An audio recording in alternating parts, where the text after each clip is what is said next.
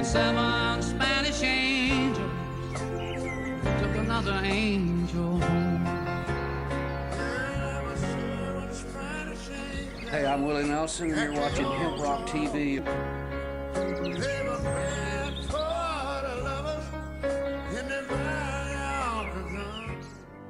We don't run, and we don't compromise, we don't quit, we never do. Hello again, everybody. I'm Master Sergeant Tony Vance, the voice of Freedom's Voice. Let's talk about spending your way to prosperity. A conservative-leaning friend of mine, while railing about government spending, gave voice to the saying, well, you can't spend your way to prosperity. That got me to thinking, and it brought up this question.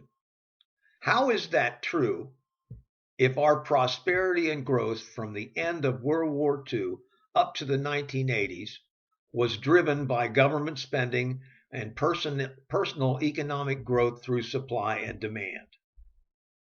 There were a few recessions during this time, but they were managed in the standard way with increased government spending. The goal being to get the economy running again until jobs come back and the spending of the people becomes the driving engine of the economy. Get money into the hands of people who must spend it, the middle class and poor, and that spending will create growth. They sang about that in the 20s.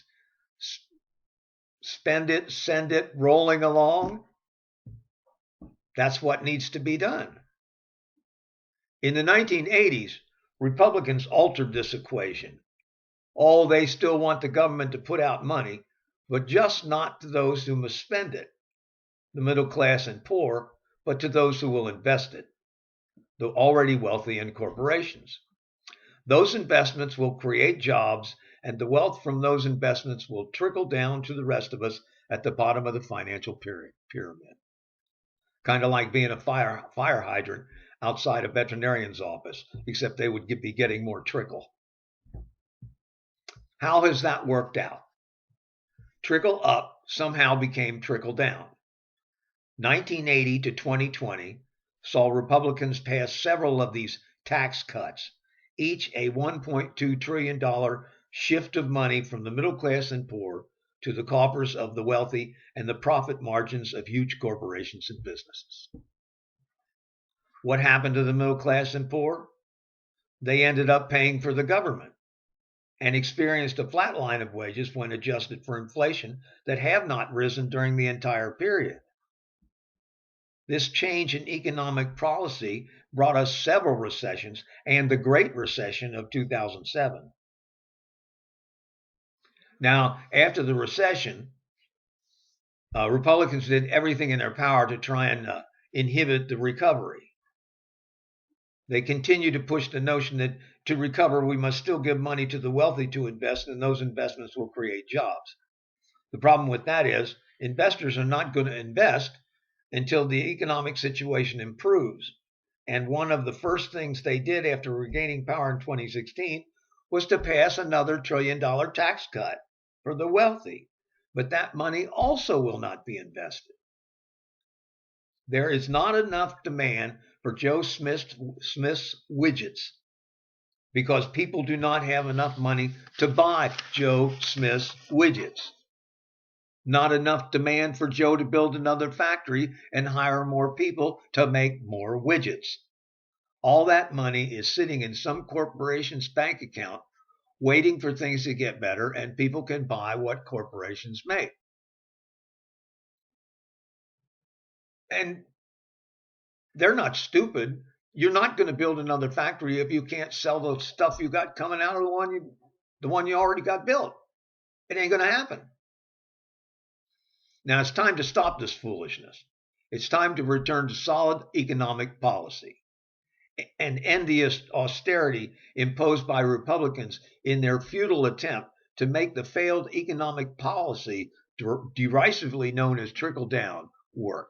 It ain't going to work. It hasn't worked since you guys started it with Reagan. It just don't work. It creates the wealth gap that we're suffering from right now. We should scrap that, go right back to supply and demand, and increase right off the bat, increase the spending of the federal government. Pass a universal basic income and raise the spending levels for unemployment, welfare, food stamps, and other programs designed to get people productive. Increase the minimum wage. A man who works 40 hours a week should not need food stamps to make ends meet. As the spending power of the middle class improves, the increased tax revenue pays off the increased government spending. The increased spending of the poor also creates demand. That demand is then satisfied by investors, some taking advantage of government programs to create businesses, build factories, and hire people to meet the new demand. Once the economy is humming along again, the extra tax revenue is used to pay off the debt created in getting the economy running. We need to get back to solid economic policy, the kind that benefits us all. And if we do, we all get rich, not just a few, all of us. Our lives improve. The spending of the people and government in improving lives and paying our bills keeps the economy rolling right along. That is how you spend your way to prosperity. And I got my fingers crossed that maybe that's what Joe Biden's going to do.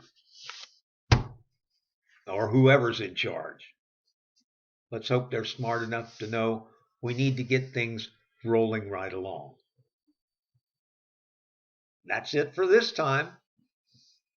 Y'all have a safe week. See you next time. Hi, I'm Willie Nelson, and the Willie Nelson Teapot Party and I endorse Veterans for Medical Cannabis Access.